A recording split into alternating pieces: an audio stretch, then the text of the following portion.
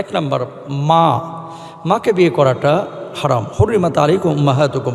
2 নম্বর তোমাদের কন্যা। 3 নম্বর তোমাদের বোন। 4 নম্বর তোমাদের ফুপু। 5 নম্বর তোমাদের খালা।